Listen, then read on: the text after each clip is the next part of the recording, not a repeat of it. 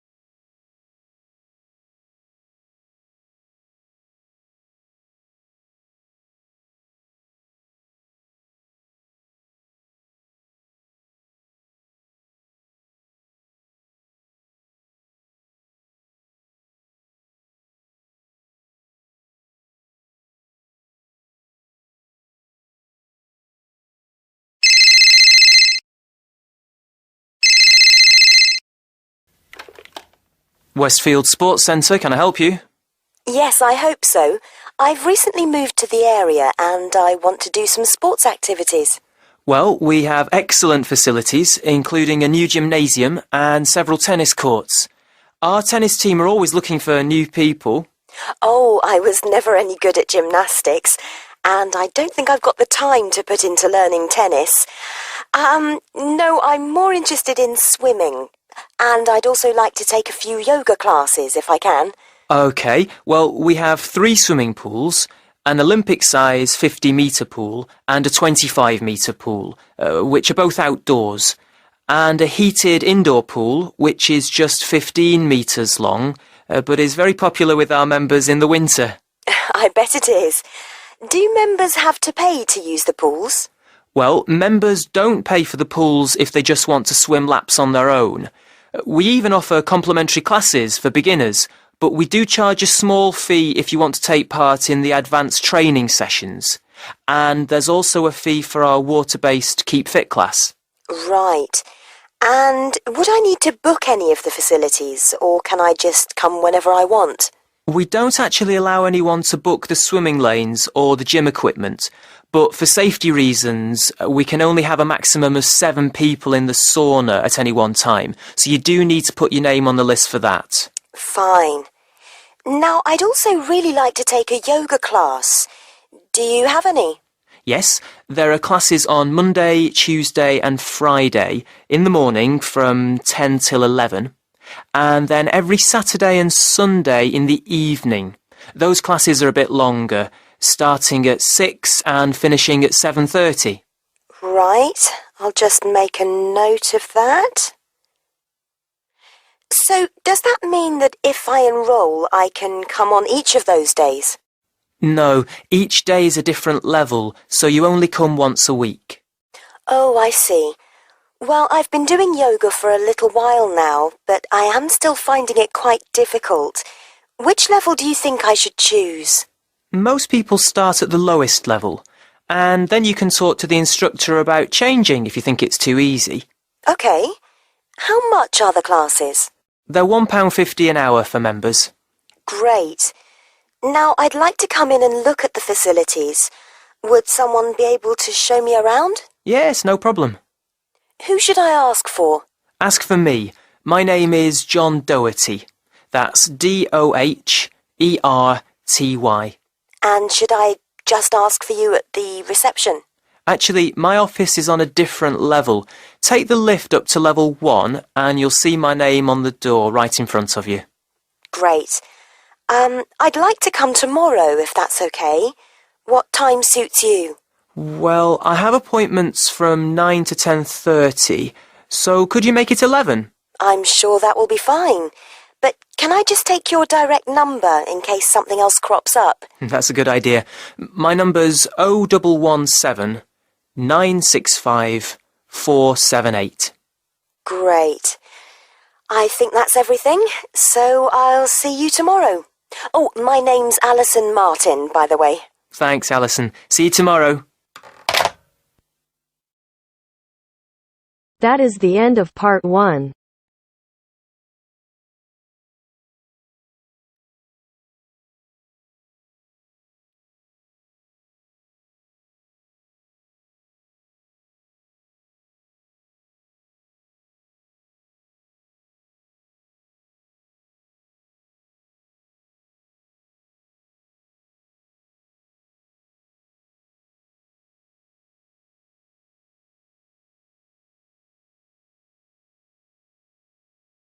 Now turns to part 2. You'll hear a coordinator for the annual ski and snowboard exhibition talking to the audience about some practical information for the whole event.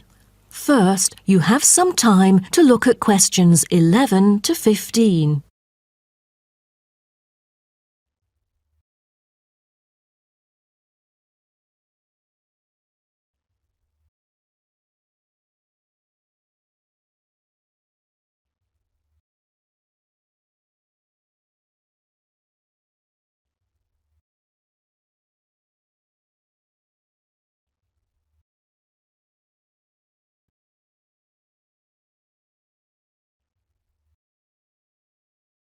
Now, listen carefully and answer questions 11 to 15. Good morning, everyone, and welcome to the annual ski and snowboard exhibition held from April the 8th to 17th. I am Mary Granger, coordinator of the event this year. The 10-day event features many highlights. As a snow sports lover, I know you are looking forward to a great time here. Now, I'd like to offer you some practical information about the whole event and what to expect from it. This might be the first time coming here for some of you, so for those who are still wondering about the right accommodation, I recommend Sky Hotel. It has its own health and sports clubs, just like most of the hotels here, but I love it because of its incredibly cosy beds, which guarantees good rest after an exhausting day of exploration. If you haven't brought your own equipment, like poles, boots and skis, they are available for purchase or rent at Ski Set or Snow Rental. The exhibition this year provides a colourful look into the history of skiing and an inspiring peek into the future prospects of the sport. Apart from the fascinating photo exhibitions and the most up-to-date skiing gear like always, this year we have added 4 computers which can imitate the process of skiing, ensuring the same physical activity and sensations that appear during the skiing process on downhill slopes. But I have to warn you that it might be quite time-consuming to line up for the free trial experience. Many have posed the question as to how to enter the skiing and snowboarding competition. Well, rather than filling out the back of the entrance ticket or bombarding the committee with emails, the most effective method is by checking out the exhibition newsletter delivered every month for availability. At the most beloved local event, the exhibition has also drawn attention from the press. Last year, massive media coverage was on the worrisome amount of snowfalls. In order to avoid the same predicament, several artificial skiing slopes have been built. With more participants this year, we have lowered the entrance fee, which has been widely reported to local newspapers. A bonus for our participants is the ski programme. It offers a wide variety of lessons and sessions with qualified instructors, ensuring that all ages and abilities are catered to, from the first-timers to seasoned amateurs. I strongly advise you to sign up for the programme, as it is offering an unprecedented 30% discount. That's mainly because we are cooperating with the programme organiser, who promises affordable prices only for the participants of the festival this year. Before you hear the rest of the talk, you have some time to look at questions 16 to 20.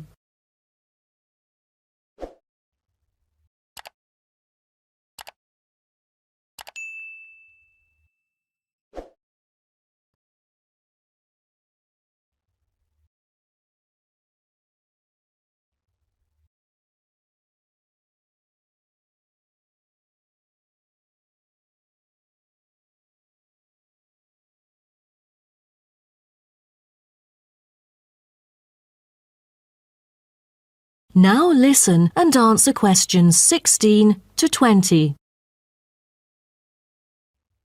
Now, I would like to introduce you to the list of presentations during the following week so that you can better plan your schedule. The first presenter, Simon, is one of our best ski instructors. As an experienced instructor, he will inform you about the dangers that face skiers and snowboarders. Accidents happen mostly to those who are careless or ignorant. Good risk management involves considering both the probability and consequences of an accident. The next speech, titled Solution, is given by Jamie Kurt. A list of problems may occur to novice skiers and snowboarders, so he is going to offer useful information for first-timers on choosing the appropriate gears, the right dress code and ways of protecting your skin. For instance, some of you may have rented the skiing equipment, but rental footwear is notoriously uncomfortable. Then, Jamie will provide instructions to help make your footwear fit better. The third speech is about a documentary introducing skiing and snowboarding and the difference between the two sports. It also depicts a group of snow lovers exploring new slopes with breathtaking views. The director, Andy Fisher, will be there, addressing the whole shooting experience. The fourth talk is about the tricks of skiing, presented by Harry Tyson. It is most useful for those who have already tried skiing yet still need more practice to master the sport. Harry will teach you how to turn more skillfully. A lot of people can keep their skis roughly parallel, but there's no point if you make it hard to work with and slide around out of control. Useful exercises will also be suggested to improve your parallel skiing technique so that you can tackle steeper slopes and enjoy yourself more. Jason Smith will be the last presenter, mainly addressing towards advanced skiers. He manages to apply snow climbing into skiing. Climbing in soft snow, you are floundering around. Walking becomes harder, so a good trick during climbing is to maintain a wider gait, approximately shoulder width, so that you are more stable while walking. This works for skiing as well. That is the end of part 2. You now have half a minute to check your answers.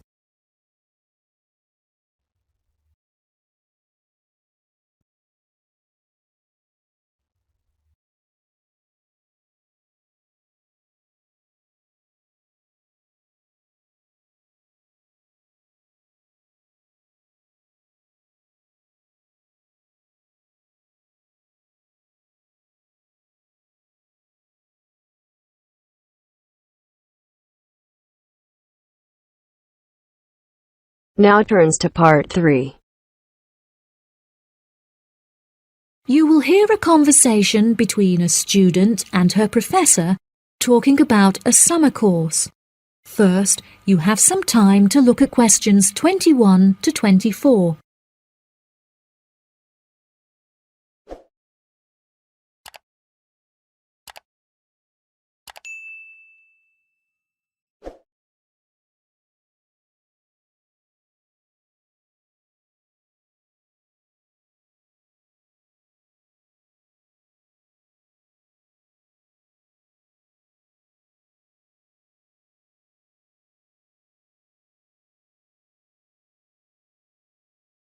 Now listen carefully and answer questions 21 to 24. Hello, Mr. Thompson. May I speak to you for a minute? Of course. Please come in. I'm Alexandra Jones. I'm studying sustainability here at the university, and I heard about the summer course that you offer every year. I was considering joining the course and wanted to ask you some questions about it. Yes, of course. Please fire away. Has the course been effective in improving the environment? Yes, absolutely. We have seen great results. Last year we planted a small field of trees, and we have been measuring their oxygen outputs to see the benefits that they have provided to the environment. Since we were regulated by law last month, we are now able to hugely enhance our efforts. Our current goal is to introduce a lot more tree species to the plot so that we can establish a complex habitat and compare the benefits of each species. In order to do this, we need to get a lot more students involved in the project. So I am very pleased to hear about your interest. Well, the project sounds fascinating. I would definitely like to be involved. Absolutely. Over the years, we have received funding from private investors and from selling shares. But the biggest improvement in our research came from a government fund that we received in the first year. This has greatly improved the organisation, and we have since won prizes for our research. Wow, how impressive! Yes, it is of the utmost importance to our organisation that we find a way to repair the terrible damage that has been done to the environment by the human species. This is no small undertaking, and our resources still need management. But from reports taken of our studies, we have found that teachers and students have greatly benefited from field trips to the tree plantation. Yes, I visited the plantation myself on a field trip 2 years ago, and I found myself greatly impressed by it. We have received a lot of feedback from visiting groups, telling us how impressed teachers, researchers, and students alike have been during their visits. Due to the educational facilities that we have carefully structured, I know that the visits are useful and engaging for students, and that their experience is particularly special. Before you hear the rest of the conversation, you have some time to look at questions 25 to 30.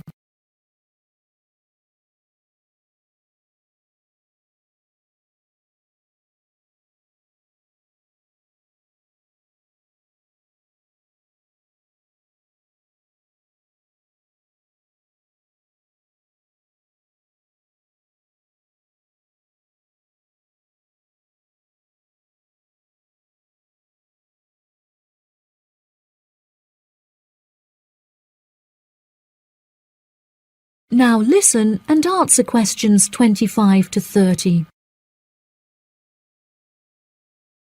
So, what is the particular focus of the organisation and the reports that it provides? I am personally very interested in soil erosion, so I knew that I definitely wanted to focus some of the report on this area. Before I set up the organisation, I looked up information on what areas were currently being researched, and I found that there were already studies into air pollution and water pollution.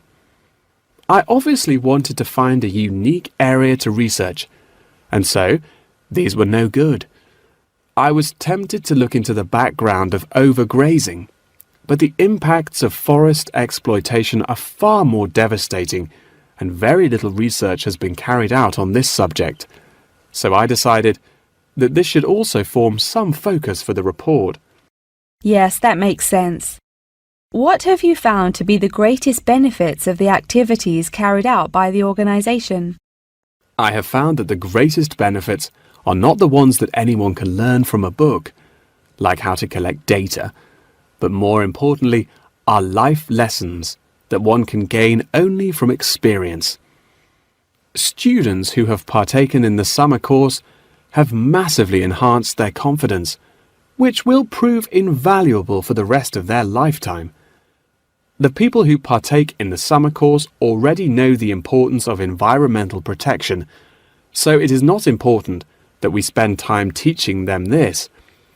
Students instead benefit from learning the importance of punctuality, as each day they have to wake up early to make sure that they are not late for their practical experience sessions.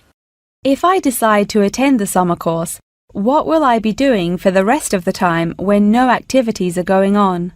Well, we unfortunately don't yet have a library on site, so you would be unable to read reference books, although you are obviously welcome to bring some books of your own with you.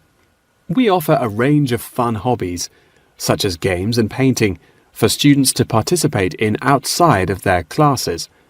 So you could participate in one of these activities. We do not offer tutorials outside of the scheduled classes.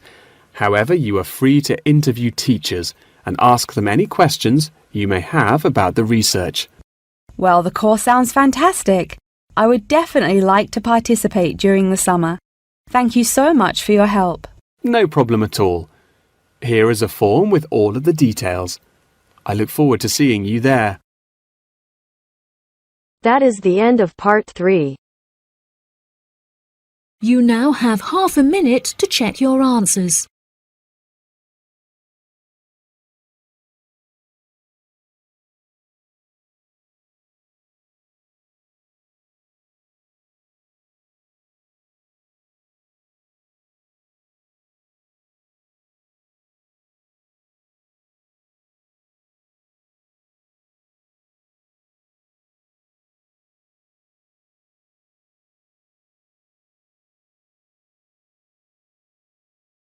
Now turns to part 4. You will hear part of a lecture about time measurement. First, you have some time to look at questions 31 to 40.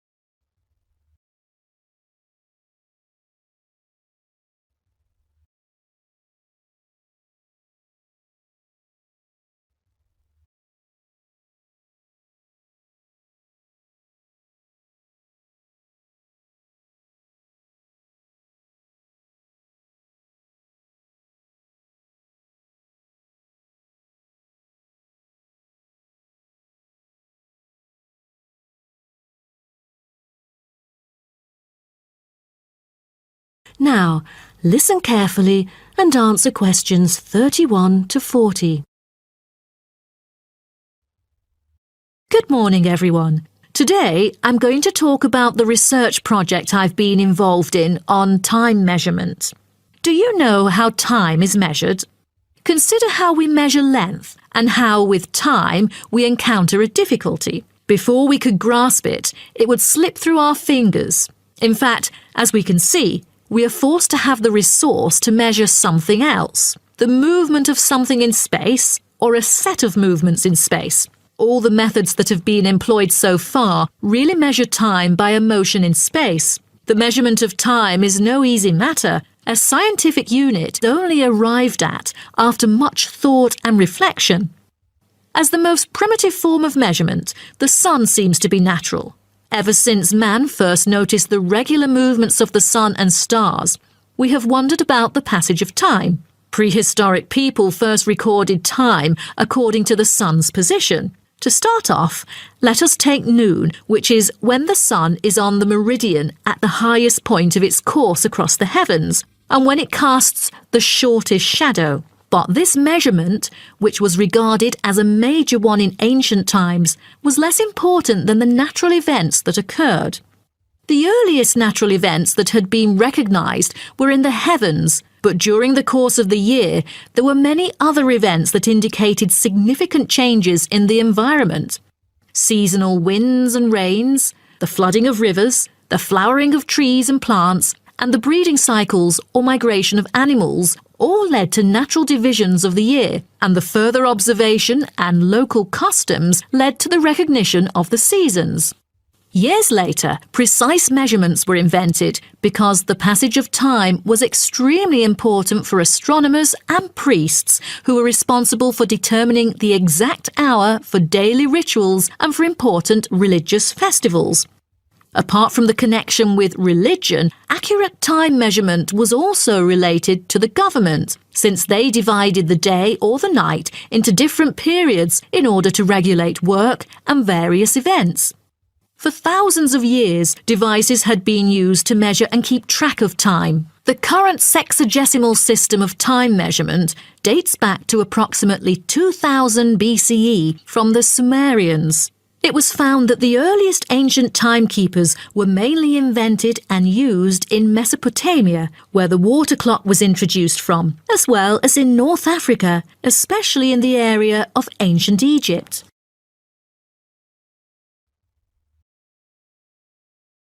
So, now I'd like to introduce you to some of the most well-known ancient timekeepers, as well as the disadvantages of them, for which they were replaced by various new forms of clocks that were used afterwards. A sundial is a device that tells the time of day by the apparent positioning of the sun in the sky. In the narrowest sense of the word, it consists of a flat plate and a gnomon which casts a shadow onto the dial. As the sun appears to move across the sky, the shadow aligns with different hour lines which are marked on the dial to indicate the time of day.